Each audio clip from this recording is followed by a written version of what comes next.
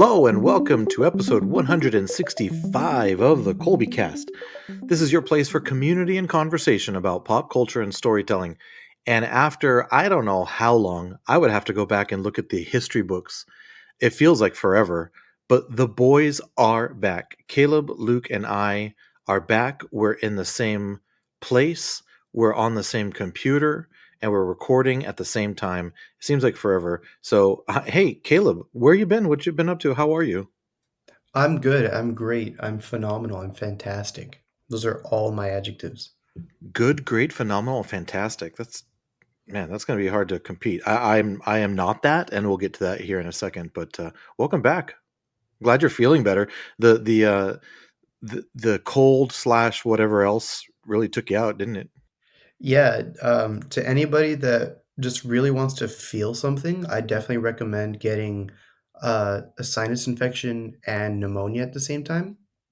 It'll do something for you. The Colby Cask does not endorse getting sinus infections and pneumonia at the same time. Um, so thanks for that. Do you have any idea how weird it is that you got pneumonia in June in Los Angeles? I know. I could not stop thinking about that. I was like, what I wouldn't give right now to have ice cream, kick my feet up in the pool, and just be like blasting AC. And I was like that for 2 weeks. That's like getting bit by a shark in Nebraska. Yeah. It could happen. It could happen. Yes, that other voice that you hear, if you're new to the show, that's Luke. Hello, Luke. Hi. So I referenced this before, and I would love to hear what you guys have to say. I'm not happy right now, guys. I'm not happy.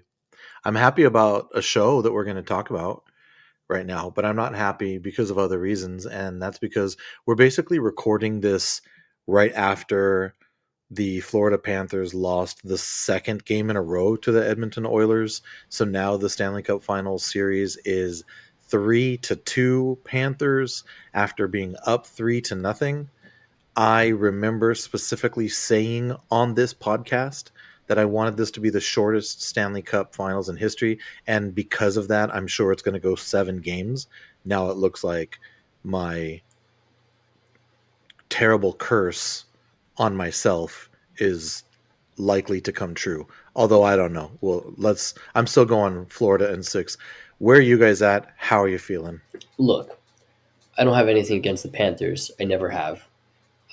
They have some likable characters on their team, and I really like their coach. But I'll tell you that if they choke this and they let McDavid and his sorry little band of idiots reverse sweep in the Stanley Cup Finals, I will become the biggest Panther hater you have ever seen. And we That is can a all real blame threat. Dad because you jinxed him. I did not. I did nothing. I just said what I wanted.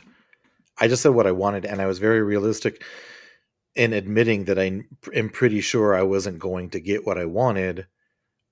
And all I said that I wanted was a short series where the Panthers won after like one game, which we all know that can't happen, but still, that's how short I wanted it. So you're saying I'm at fault for this? Yeah, because you said what you wanted, but then you said what was going to happen. How are you feeling, Caleb? Are you? I have to tell you that I'm so emotionally affected by the turn of events here, that I'm drinking chocolate milk, and I never drink chocolate milk.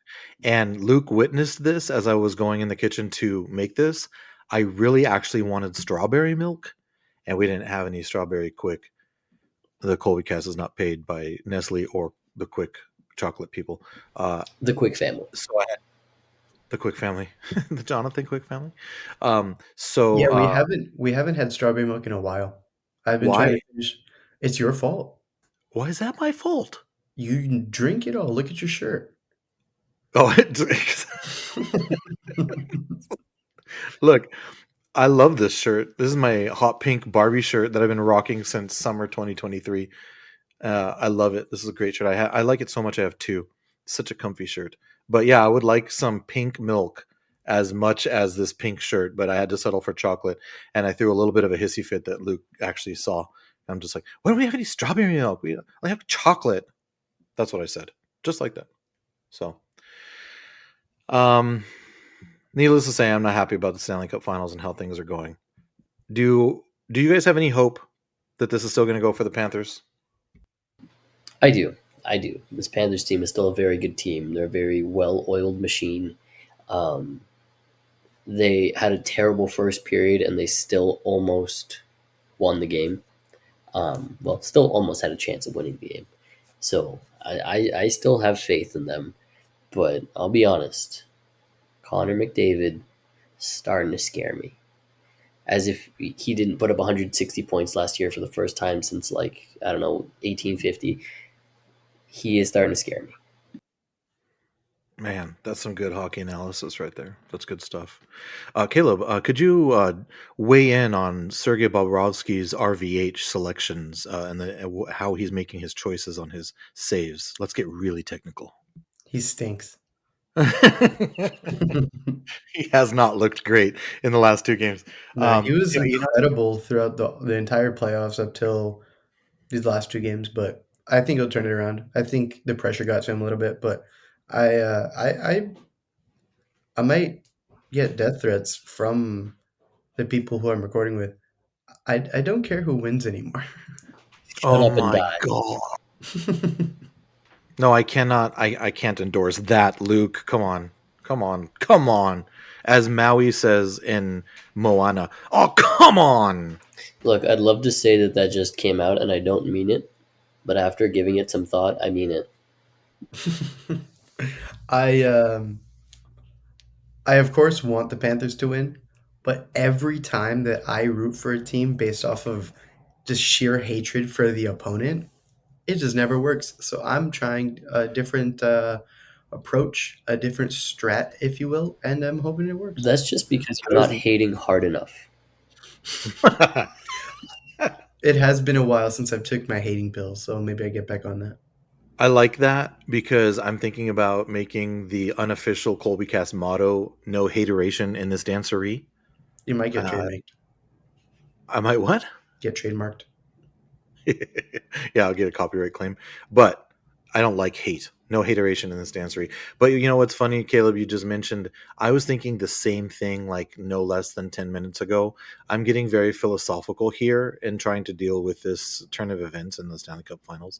And I thought to myself, I think I'm putting out too much negative energy by rooting against the Oilers instead of rooting for the Panthers. So I think I will get on your philosophical coattails and be like, go Panthers, go Panthers. I really, really want you guys to win because you're a good hockey team. I don't care who you're playing. Maybe that will work. We'll see. It just needs to work once. Anyway, so there's your hockey talk, everybody. You come to the ColbyCast to hear about stuff like nerd things, and we talk about hockey. And I know there's probably about like 3 of you that enjoy that. So hopefully the rest of you are still sticking with us because we're here to talk about House of the Dragon Season 2 premiere, which is entitled A Son for a Son. We're going to let The Acolyte bake for a week, and then we'll double up on that next week. And that's mainly because of our recording schedule, number one, and our choice to watch the Stanley Cup final game tonight rather than The Acolyte and then record. So really, there's your behind the scenes stuff. Yeah, you didn't want to put more hate in the world, so you didn't talk about The Acolyte. Good call. I will not be putting any hate in the world about The Acolyte because I'm enjoying it. I will. Tremendous. I will. There is a lot of hate in this show, and I'm really realizing that I'm wearing a team's colors, and I might just take it off and go tarps off for the episode. Do it. You won't do it. You won't do it. Do it. I might get cold. Do it. No, because there's no hateration in this dancery. There is meaningful discussion about things that we disagree with. That's what that is. Why I don't like the hate. No hateration in the dancery. But we are not talking about something that I mean, I don't know what you guys have thought about this episode of House of the Dragon. This is actually the first time that we're sitting down to talk about House of the Dragon because 2 years ago, yes, 2 years, and actually looked it up, August, September, and November, Ross Holleben the officially unofficial fourth member of the Colby Cast. He joined me for 3 different episodes to talk about House of the Dragon season 1. And oh my gosh, it feels like a lifetime ago, because back then I had never watched Game of Thrones. House of the Dragon literally is my entry point into Game of Thrones and Westeros. Since then, I have watched Game of Thrones, so I feel like a completely different person now watching this House of the Dragon show. But you guys are Game of Thrones veterans, and as I said, we have not really talked about House of the Dragon on this podcast. What did you guys, as fans of Game of Thrones, before we get into season 2, how did you guys like the show as a Game of Thrones spinoff? And the first season of this show, what were your overall thoughts about that first season? And of course, the obligatory spoiler warning comes now. We're going to be spoiling Game of Thrones season 1, episode 1 of season 2, and most likely we're going to be spoiling random things about Game of Thrones. So if you haven't watched those things and you care about spoilers, you might want to dial up the spoiler meter for this one. So there it is. There's the warning. So hit me with it. What do you guys think about House of Dragons, a show going back to season 1? It's great. It's great. It's not Game of Thrones. I mean, it is, but it isn't. I think Game of Thrones maybe has a little bit of a lighter tone at times, but House of the Dragon wasted no time getting right into the nitty gritty, whereas Game of Thrones really took a little while to establish what the storyline was going to be. I also think you brought up a good point a long time ago, and it stuck with me. Game of Thrones is a lot funnier. There's not a lot of humor in House of the Dragon, and there's, I think, equally serious stuff going on, but there are no characters like Tyrion Lannister, you know. But I love both of the shows. I thought House of the Dragon was great.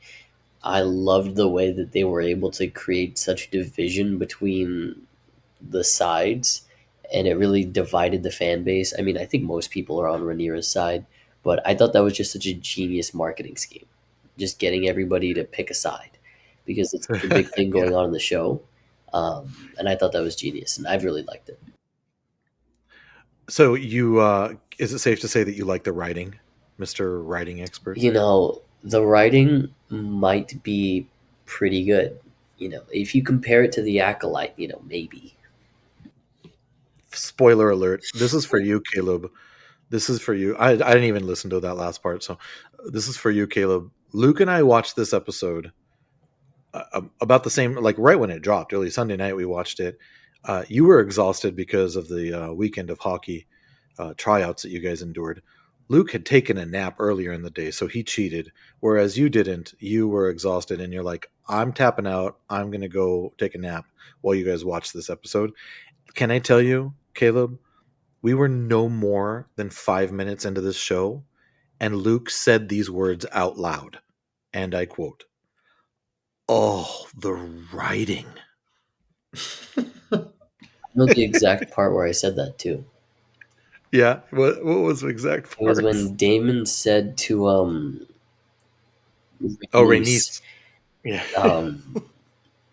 I'm not asking you, it's an order. And the banter between the two was so good. And then and what did she say? What did she say? Would be had you were the king. Would you that was, yeah, it's very such good writing. I can't even say it. Exactly. There was so much thought. Like, she could have just said, you're not. She said, king. Would that you were king. Would that you were king. Like, your order means nothing, exactly. Bro. The way she said it, so good. I definitely would not consider that exchange to be banter, but I see what you're saying. Yeah, there was definitely a little bit going on there. Okay, so Luke is a fan. Luke is a fan of Game of Thrones. He's a fan of House of the Dragon. He's a fan of writing. Very firmly established. Caleb, where are you at with this? I like the pretty colors. I like the lovely dragons. I enjoy the friendships and the memories that we make along the way. Great. No, I'm the polar opposite of the tone of the show. Brilliant. That's good writing, huh, Luke? Better than The Acolyte. I definitely like it's hard to compare like if you were to be offered two of the most pristine and best and favorite cars you've ever wanted. Like you sit in one, you're like, okay, this is really hard to top. If I sit in that second one, it's not going to compare. And then you sit in it and you can't help but just consider the things that you just experienced with the other car. That's Game of Thrones and House of the Dragon. They are two very, very high quality, very, very cult heavy, like in terms of like fandom and all of that. All of- Yeah. Um, so I can't help but catch myself comparing the two shows, but at the same time, I love that House of the Dragon in a vacuum can stand alone. Like it's not reliant on the fandom of anything else. People watch Sure. it because of the attachment and the history that it's providing, but I really do enjoy I really enjoyed the first season. I think it was great that they picked up the timeline almost weeks after the season one finale left us. I think it's excellent writing. I am curious to know how much further they're going to cross lines because, man, they Oh crossed my some messed up gosh. lines this time around. Oh I my was actually gosh. confused about the timing because I didn't remember the Allison having grandbabies. Um, I didn't remember um, Aemon, or not Aemon. What's the king's name? Damn, The Aegon. Aegon. I didn't remember Aegon marrying his sister. The Aegon the Magnanimous, which according to him, no one knows what that means. I don't know what that means. But yeah, I Magnanimous is like forgiving and like all kind. oh no, not he's right. He should change that. But also, Jacaerys looked way different. I know like there was a massive time gap like in filming, but he looked way different from this first season to the last episode of season one. So there was clearly a bit of a time jump, but also like I don't know how long does it take for news to travel in Westeros about a kid getting eaten by a dragon? You know, So Well, I mean, that was one of the benefits that I had having watched it after you guys. Dad shared the same confusion, but did his homework and immediately informed me, so I didn't have the same confusion. He said that um, Lucerys' brother was his name. Jacaerys. Oh, Jacaerys, yeah. that's easy. There's Jacaerys also just an grew Eric and up an in Eric. Oh God, don't get me started. Don't even get me started on those two. Go ahead. Jacaerys just sort of grew up in the real world, like our world, and just happened to look older. While when Rhaenys destroys the castle when he's being like sworn in With as king, I guess, Aegon's coronation, you're talking yeah, about? Aegon's coronation, um, he has his two children next to him. Yeah, I'll address both of what you're talking about because I completely forgot. And I think I did a fair amount of prep for for this because I knew it had been 2 years. So there's this awesome podcast out there. It's called House of R. Shout out to House of R from the Ringerverse podcast network. They did like a 2 hour recap of season one. And I listened to that earlier in the week. I literally took notes on it because they were breaking it down episode by episode. And I found it to be super helpful. And it made me remember so many things that I had forgotten. And then I watched a really good, like 13-minute long season recap that HBO put together.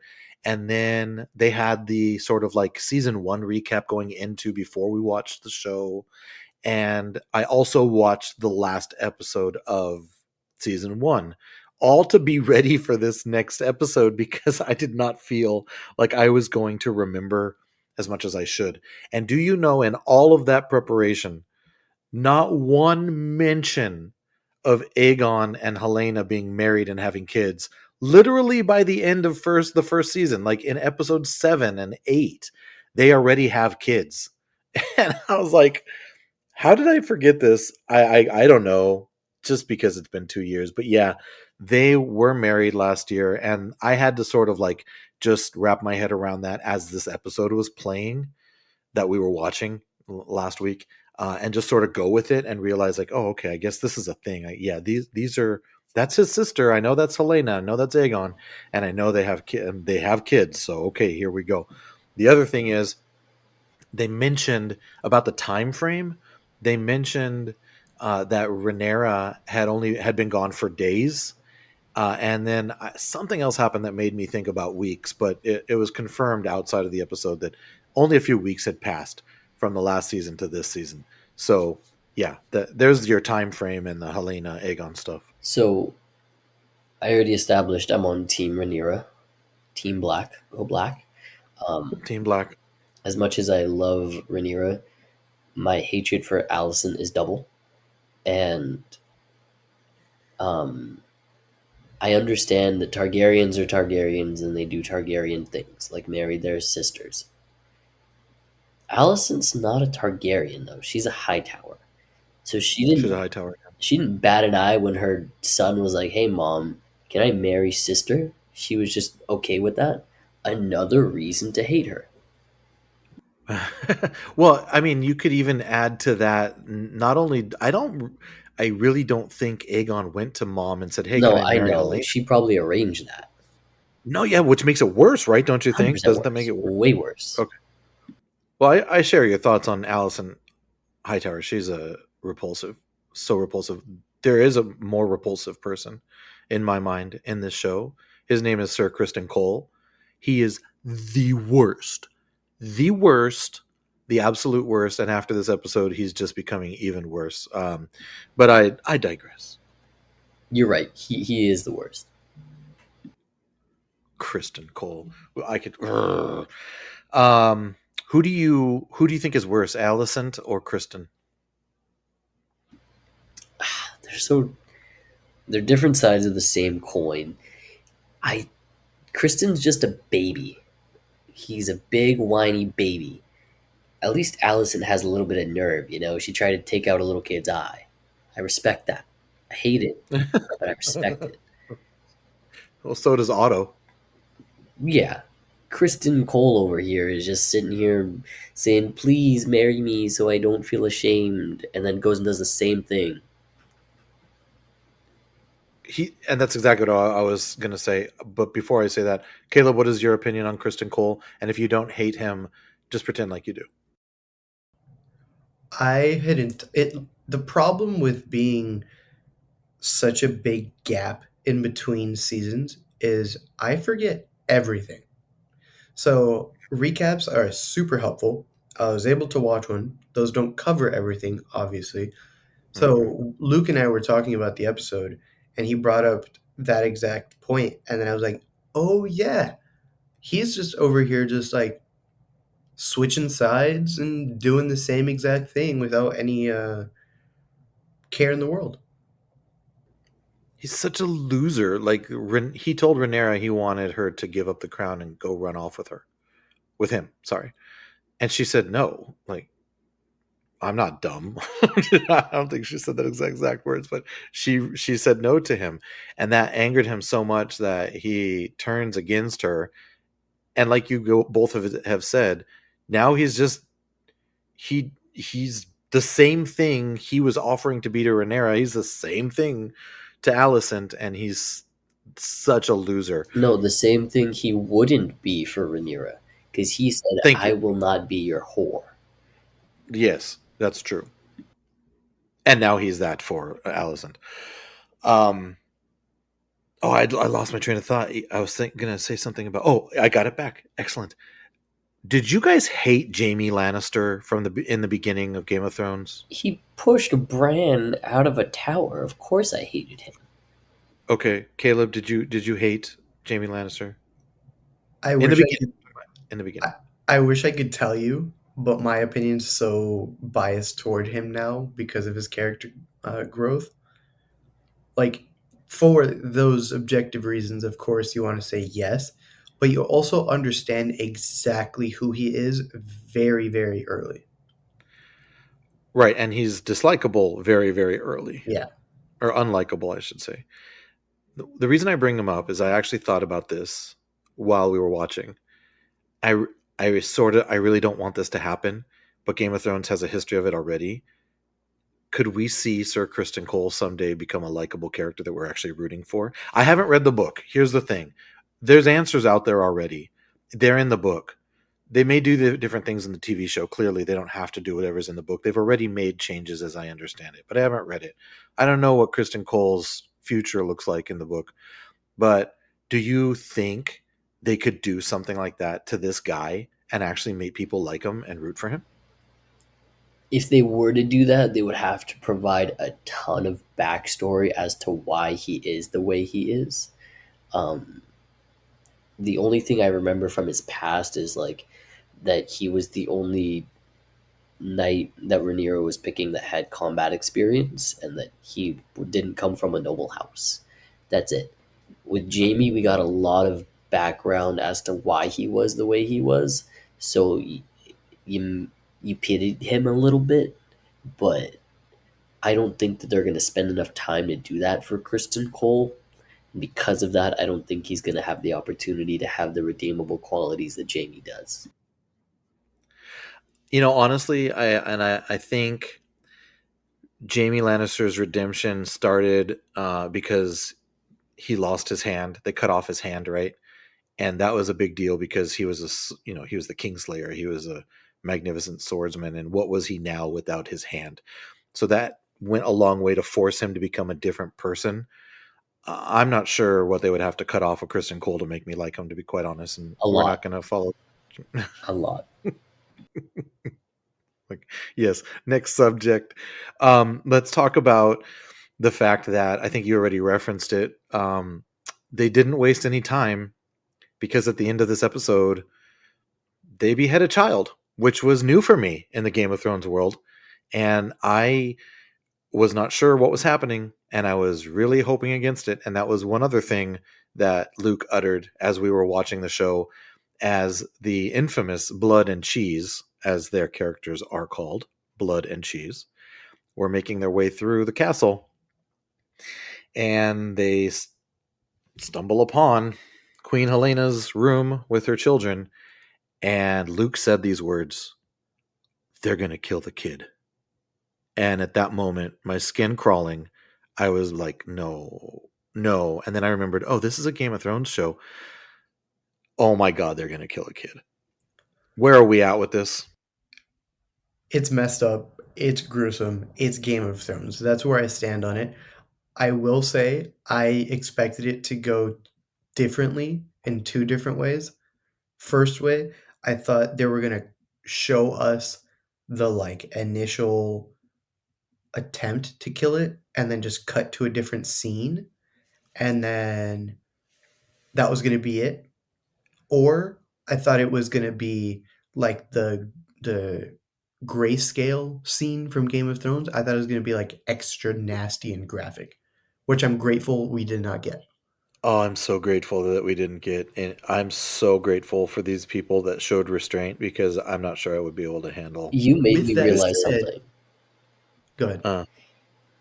Game of Thrones is kind of funny with the way they do that, right? Yeah. House of the Dragon is not. They linger. They make you a lot more uncomfortable, and that's why.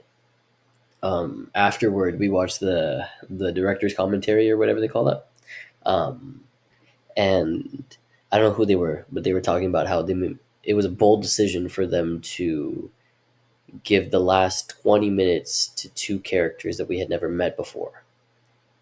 Yeah. And when they started walking through those underground tunnels or whatever they were, I was just thinking, are they really gonna, like, clearly something's gonna happen here. Are they really gonna give the rest of the show to these guys? And they did. And I don't think Game of Thrones would have done that, but House of the Dragon, they are way more cutthroat in my opinion, because that was Wow. uncomfortable. Too soon, buddy. Too soon. Oh, Red Wedding, funny, Do you even mean to do that? funny. No, not even Red Wedding. They literally did that to the child. Don't talk about the Red Wedding. I'm not ready to talk about the Red Wedding. Move on. But yeah, I mean, that was. I guess we could talk about that and work backwards, but Um, it was a stark reminder. Ha, stark. Ha, Ha! Oh, you're just hitting on all the not even on all of purpose them, either. right? But it was a stark reminder as to why this show is different because that was hard to watch. Well, I think that it's good because it distinguishes itself, right? Like you mentioned it before, how we had talked about how, and they even brought this up to the director Alan Taylor in that little featurette after the episodes, which I love. I love how they produce those things, and you get a little bit of context and insight after the episodes. I think it's very cool. Um, but he talks about how like there's really very little humor that he's able to draw on, and he just brought up like Aegon's attempt to be distracted by his kid in the small council I meeting love as a that. little bit of humor. It was It was great. Tyland Lannister. I think what does he say? What is his name? Jaehaerys. Jaehaerys, yeah. Jaehaerys wants to have a pony ride. He's wants the Master of Coin to be his pony, and he delivered it with such like his face was like just right on. But that also it he was so cute and adorable, so it hurt that much more when you knew what happened to him at the end. Those rat finks, I'm telling you, they're terrible, terrible people, and we just keep coming back for it. Oh my goodness! And this is just the first episode of season 2. Um, Last thing I'm going to say about this was what they lacked in visuals. Thankfully, they made up for in sound. Not thankfully, because I watched this episode the second time with like my headphones on, and it was grotesque. It was terrible. They did they worked on some sounds on that scene, and it was terrible. Moving on, you mentioned the word Stark. What did you guys think about, and did you recognize, of course you did right off the bat, that the opening scene was a raven flying over Winterfell of all places? Yeah, you came walking in to explain the Aegon situation, and I immediately looked at you and said, "I didn't think the start of season 2 was going to start in Winterfell." It's awesome, right? It was unexpected, and immediately when I saw that, because having watched House of the Dragon before watching Game of Thrones, I didn't understand this at the time, but I got it later, that the scope of House of the Dragon is much smaller than Game of Thrones. Game of Thrones, we're traveling all over Westeros, at Sauce Essos. We're north of the I wall. am I'm such a dum dum because I haven't looked this up, and I'm kicking myself. The one character's name that I've forgotten is my favorite character in Game of Thrones, Stark. Ned, The no, the one that kills. Spoiler alert. Arya. The hero, Arya. I wanted to keep saying. I knew it was an A. I'm so dumb. I can't. Why didn't I just Google this? Arya I'm going to goes. agree with you on that sentence.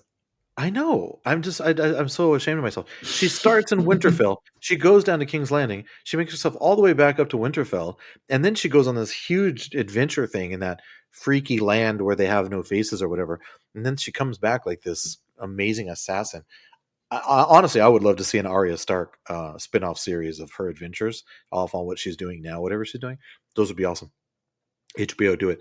I'm not sure why I got off on a Arya rant, but the scope.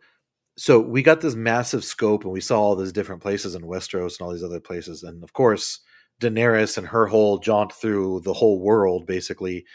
And in House of the Dragon season 1, basically we have King's Landing, Dragonstone, and Driftmark, and I had no idea where these places were even in conjunction with each other, and they're pretty close, relatively speaking.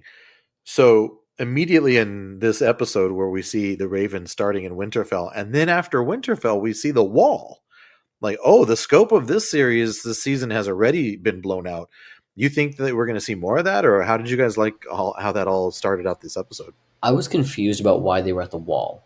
I know they were talking about like that 1 out of 10 Stark men has to go join the Watch, and that it's not a curse, it's an honor, and whatever. But I don't understand whatever Stark was there at the wall was the one saying, "You can take 2,000 of my men." Right? You would think that the one calling the shots would not be in the Night's Watch, and I don't know if he was in the Night's Watch or not, but they called him Commander, so I don't know. So that's Cregan Stark. His name is Cregan. What a name. He was cool, right? He Was was cool. cool. He spoke If like you're a gonna Stark. be a He was like yeah, Stark. if you're gonna be a Stark, you have to be cool. Yeah, I agree. Except for Sansa. She's She didn't start out cool, but she got real cool.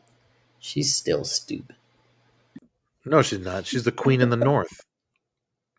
She's awesome. I think that they did that at the wall for one reason, and that was to drop the line about how the previous Targaryen dragons refused to fly in to that land that the wall was like protecting. Did you catch that? That was so cool. sick. It immediately made me think of, spoiler alert, what was the name of the dragon that got killed by the Night King? Don't ask me. I don't know the name of Daenerys' dragons. Drogon I can was the barely big keep one. up with them. Viserys was one of them, and I forgot what the other one was. But yeah, it just made me think. What, she named a dragon after Viserys Targaryen? Yes. I had no idea. That's lame. I don't know if it was Don't like, ask me why. I don't know if it was like exactly Viserys, or I don't know if they added some weird Valyrian twist to it, but yeah. Sorry, you've been correcting me, so I'm going to correct you. It's Valarian. Cool.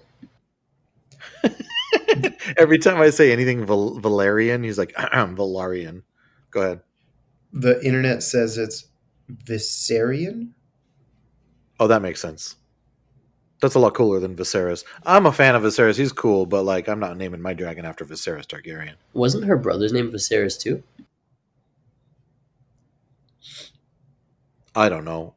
I don't remember. I mean, I was very happy with the. Didn't you just rewatch it?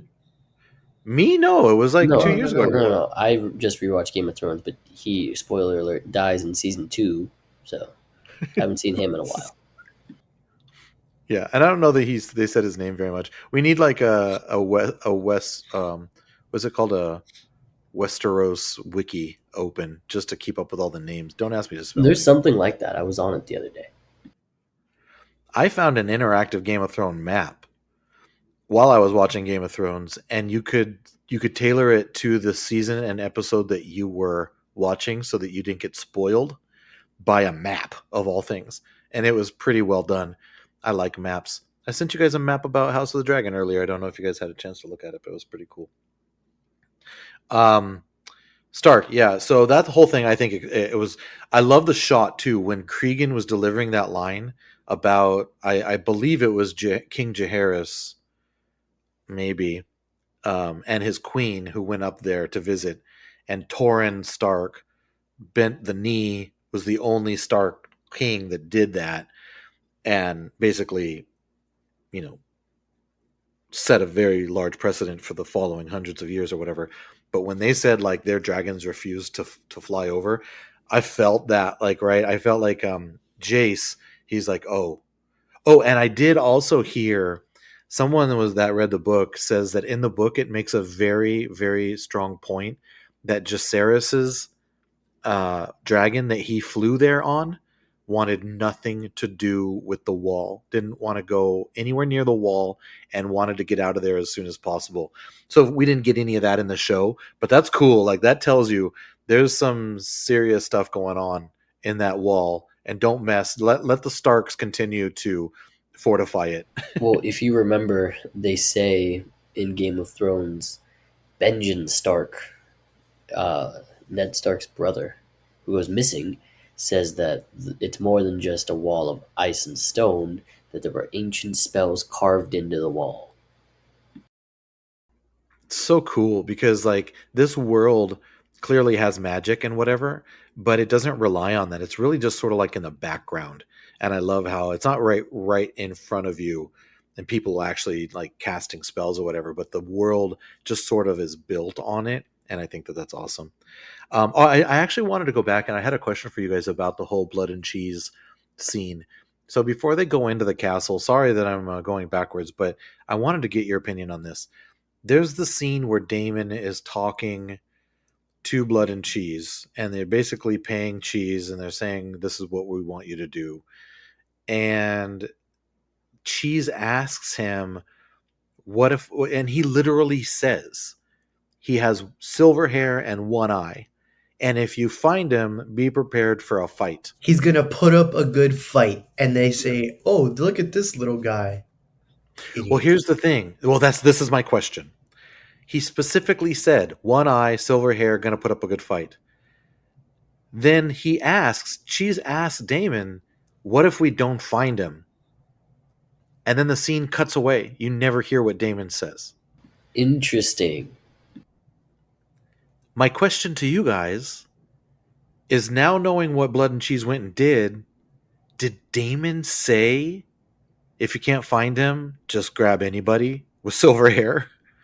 Because he's after a son for a son. He says it earlier in the episode. I could see him doing that because it's in his personality, but it also seems like a really big mistake that I wouldn't see him making because he's smart. But would he, Caleb? I want to hear your opinion before I ask this follow-up question. Did Damon commission the murder of any silver-haired person, including a child? I want to say that the show is too smart to just let that be a giant mistake that two irrelevant characters make. But the show's too smart to just let that mistake not be a mistake too. Like, they can let it be a mistake and it would still be incredible. But like Luke's saying, Damon, he wants the trouble, he wants the chaos, he wants the blood, but he's so strategic that I don't know. I will let you know after the next episode I think when they answer it for us. what the writers are thinking is that they can use this as a point to create some tension between Rhaenyra and Damon, where Rhaenyra can now say, "Okay, I need to keep you on a tighter leash because you've already tried to go things while I was giving birth, and you were stepping out of bounds, and then now you did this. I can no longer rely on you, and I need to keep a closer eye on you." Damon Targaryen. I hate that I love Damon Targaryen. If they kill my guy, I'm gonna just do very bad things. Who's your guy? Damon. Damon's your guy? I've I never heard. love that guy. And you don't even hate that you love that guy? No. I love that guy. And I hate that I love that guy because he's terrible. He's terrible, but he's nothing but terrible. It's not like he tries to be good or he tries to be anything else. He's just himself False. unapologetically. False. He does try to be good. There were scenes of him being all tender and With loving who? to With who? Rhaenyra. Only her. Only her. And behind True. closed doors. Very, very He also true. choked her. This is a very valid point because that was gross. It made me nauseous in that last episode of last season. And that's the point of Daemon Targaryen. Like, he is the definition of a loose cannon. They don't even have cannons in this show, but he is a loose cannon. I don't know what really his goals are beyond what you said, Caleb, which was like so chaos. He's just looking for fights. And I think that it would be very consistent with him to say, "Oh, well, if you can't find him, I want a son for a son." And in his mind, any of those sons will do. Except the king. Clearly the king would not be attainable, right? He knows that. He wouldn't be able to get near the king. They wouldn't be able to get near the king. But I think it would be right within his character to tell them, yeah, oh, there's probably some very defenseless little children. You can take one of those, bring one of those if you can't find Aemon. And that's such a sick, sad, scary thought. And I think, I mean, why do we like this show? I don't know. I'm not sure. Why do we like this character? Because we all have a little bit of Damon in us. We all want a little bit of chaos. Do we? Do we really? Where will you be on Sunday? Are you not going to watch? Oh yeah. We don't want to be a Exactly. part of it, but we want to watch it. That's it triggers something um, primal in us. we referenced the Rhaenys and Damon conversation, and I wanted to bring up something that she said.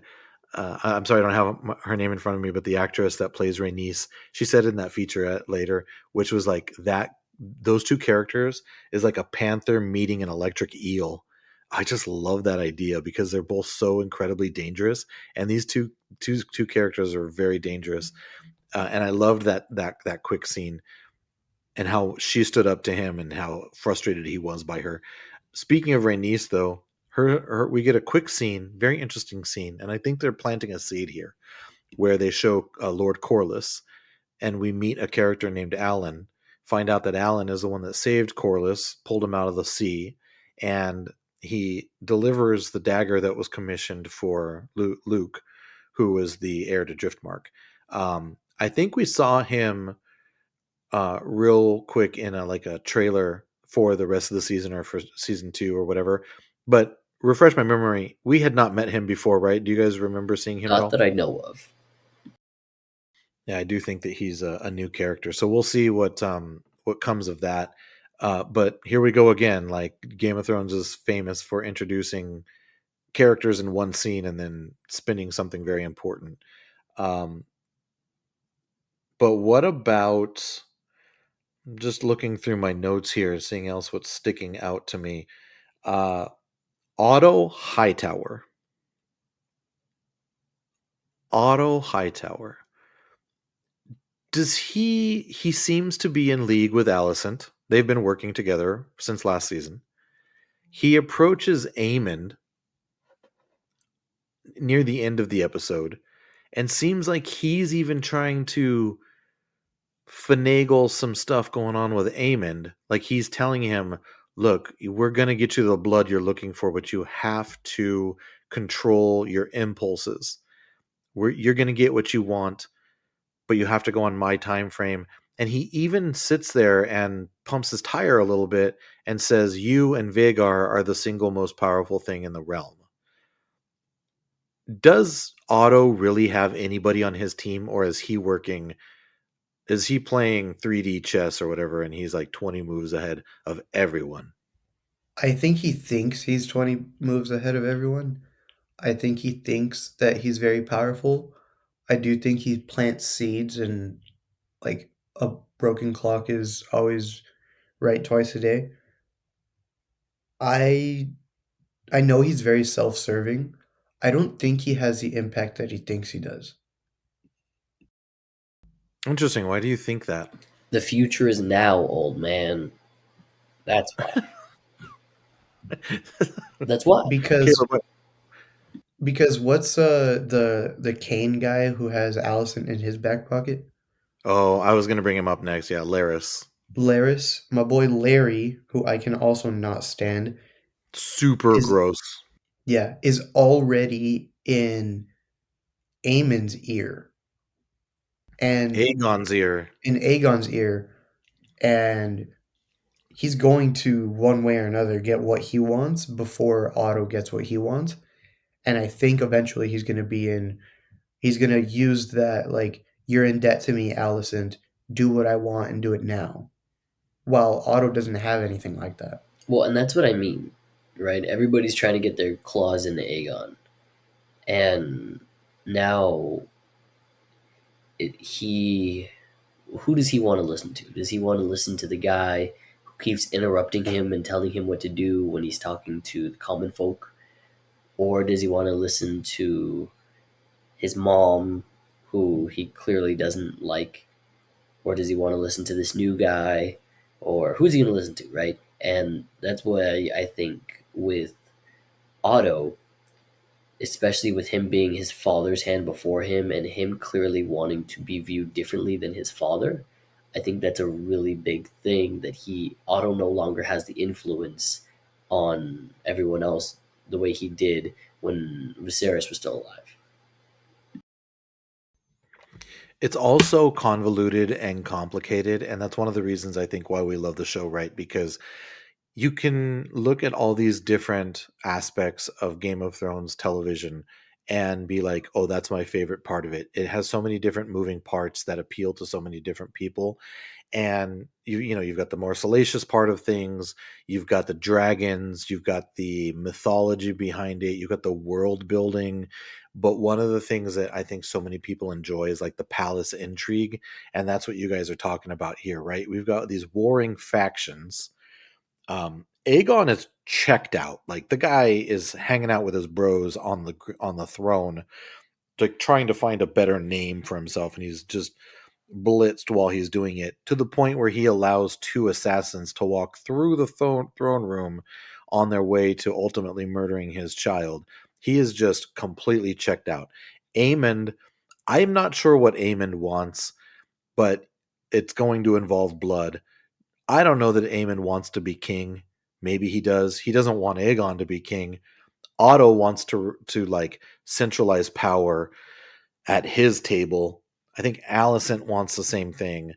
But then you throw that, you guys mentioned him, Larys Strong, of all things, the man who murdered his father and brother, then killed a whole bunch of the palace staff, has Alicent in his grasp. Like she may be able to get out of the grasp, but he's got her in a tough spot, right? He knows things.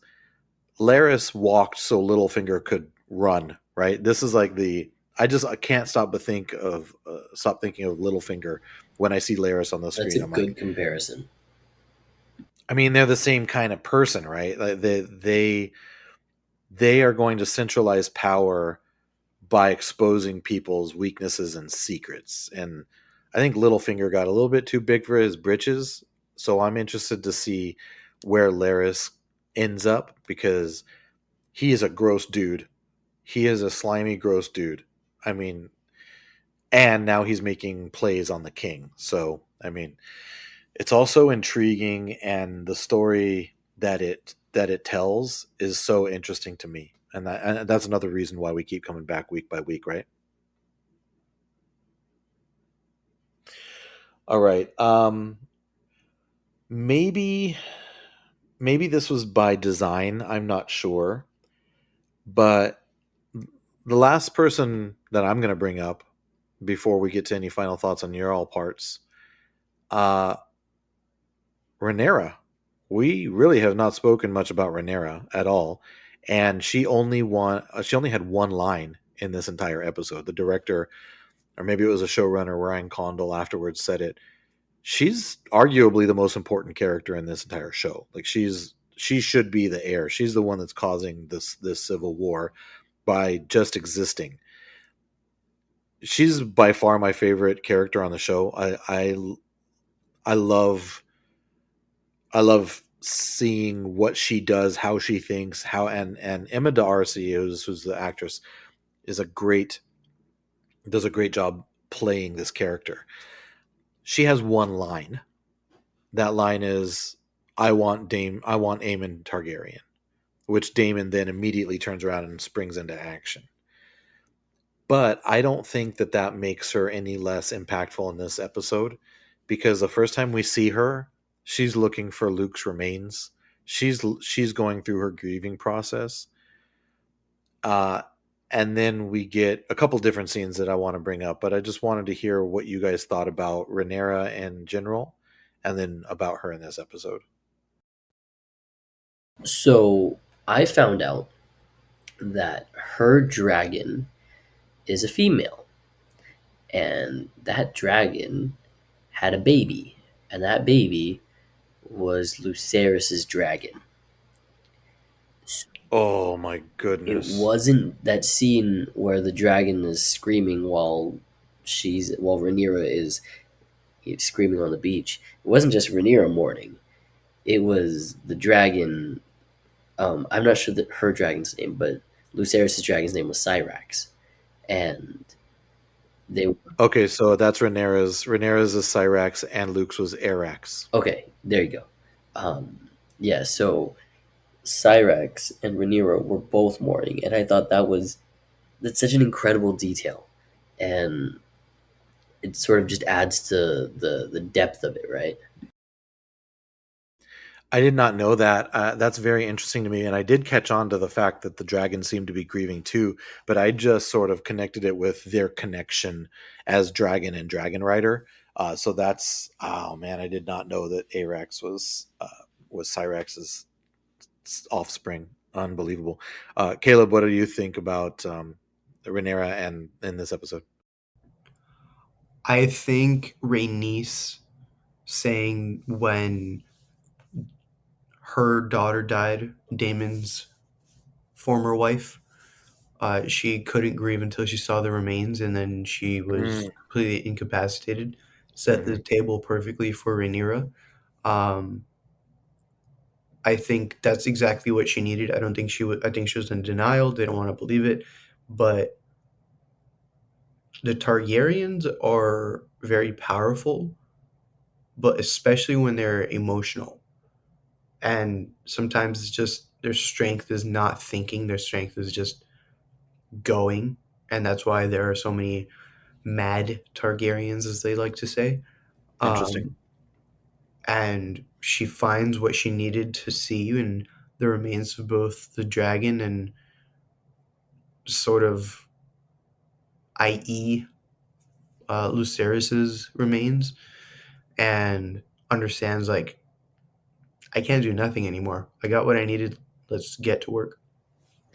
Yeah, that her searching for whatever it was that she needed to see and then finding it. I mean, you saw a change in her immediately. Like she came in.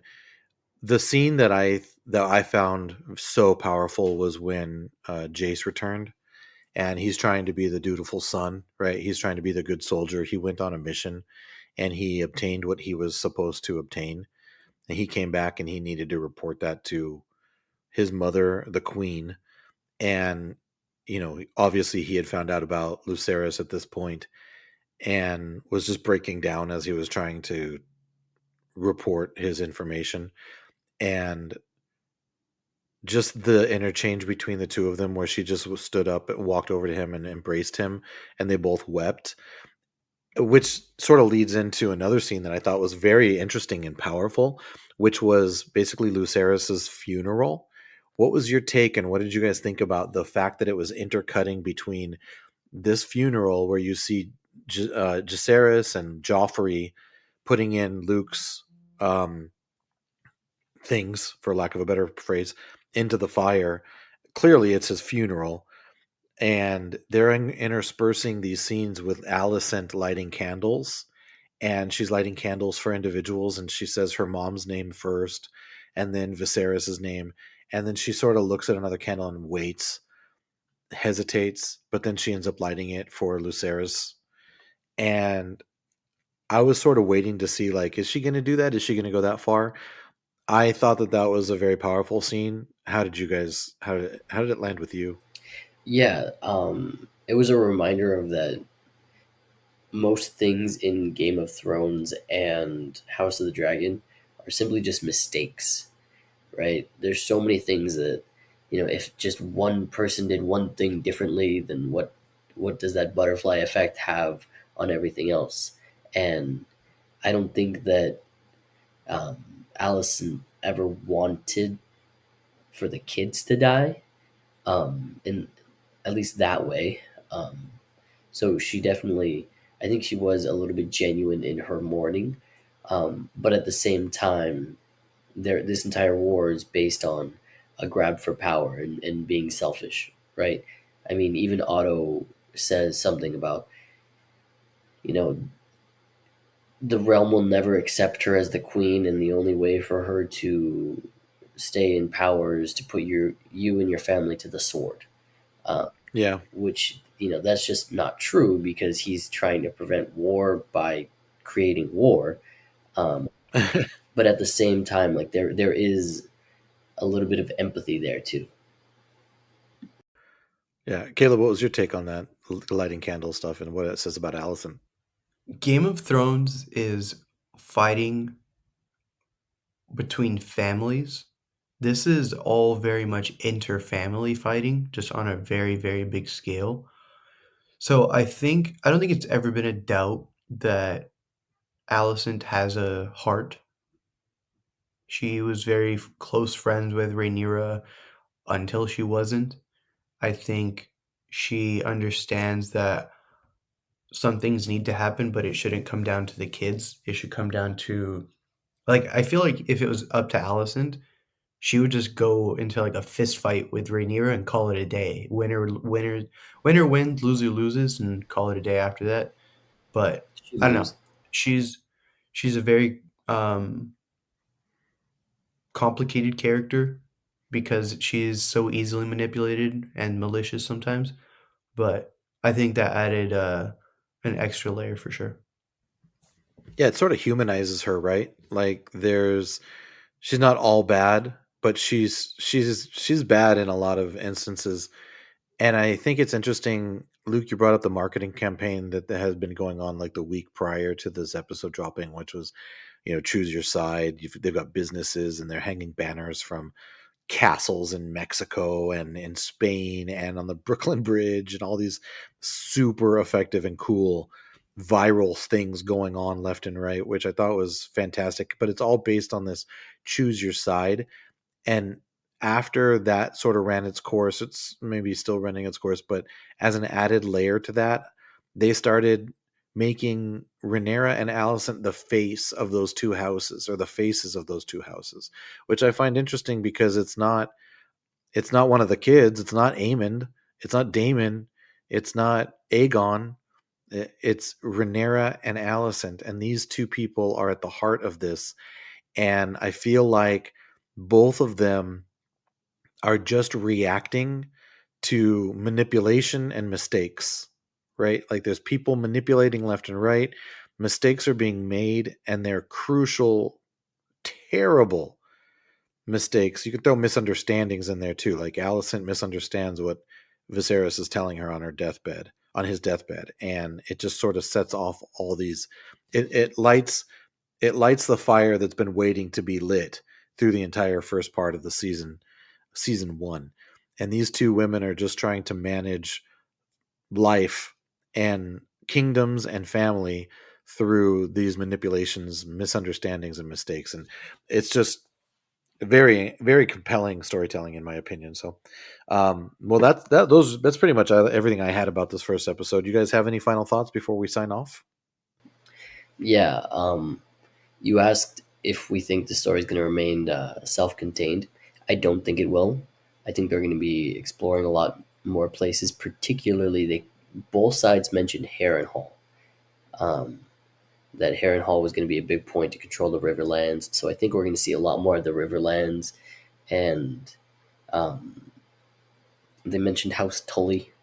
House Tully is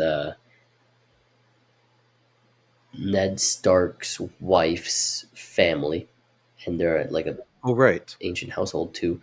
Um, so I think we're going to be seeing. I think a lot more is going to happen there, which I think is cool because we only see it for a little bit in Game of Thrones. It's sort of just they pass through the Riverlands, but there's not a lot of story there. So I think it's going to be a lot there, and I'm excited for that. Yeah, I think you're right. We're going to get more into the histories of the different houses, and I think the trailer and the sort of the sneak peek at the season two uh really hinted at that, because you see a whole lot of different people and different colors. And that's one of the cool things about this is like every house has their own look, right? So when you see a person in a certain type of armor or clothing, you can be like, oh, that's a so and so. Like the Starks have this massive northern cloak type of look, and they have a certain accent that they speak with. It was really cool to hear that again. Cool. Yeah, I agree with you. So we're in for a wild ride, no doubt about it. I'm looking forward to seeing what's coming up, and I believe that there are 8 episodes for this. And I have to tell you, applying my House of the Dragon / Game of Thrones fandom to like my absolute beloved Star Wars, it just makes me want longer episodes of these Disney Plus Star Wars shows. And I know As long as it's not The Acolyte. The Acolyte, you need to relax, man. You need to relax. You need to ride It's the train. just so funny. I know you're doing it just to get under my skin, and it works, and I'm dumb for letting it work, but I'm letting it work. But I feel like, and not to get off on too much of a tangent, but I just feel like we all want more of these stories. So give us more. Like, this episode was an hour long. And I loved sitting there watching everything take its time as they're doing what they're doing. And, just do it. Just make it. Come on, Lucasfilm, make Star Wars episodes like hour long. I'm going to sit there and watch it. I'm going to love it. So anyway, that's a whole other thing. All right, guys. So that's it. Anything else? Thumbs up, thumbs down? We're good? Okay, we're good. All right. Well, thank you all for listening. Hope you guys all enjoyed House of the Dragon season 2, episode 1. Let us know what you think, and if you're along for the ride too. And if you haven't watched House of the Dragon, you can definitely catch up and listen to me and Ross talk about season 1, and then take this ride with us. So that would be a lot of fun. But let us know what you think about the show. Let us know what you thought about the first episode, and we would love to hear your feedback as well. So for Caleb and for Luke, this is Colby reminding you that there's no war more hateful to the gods as a war between kin. Dun dun dun. You can find the Colby Cast on Twitter and Instagram at the Colby Cast. If you're wordy, like me, you can send an email to thecolbycast@gmail.com. Please subscribe to the show and leave a review on your favorite podcast app or wherever you listen to podcasts. This podcast is not endorsed by anyone or anything for that matter. It is intended for entertainment and informational purposes only. All original content of this podcast is the intellectual property of the Colby Cast unless otherwise indicated. That'll do, Donkey. That'll do.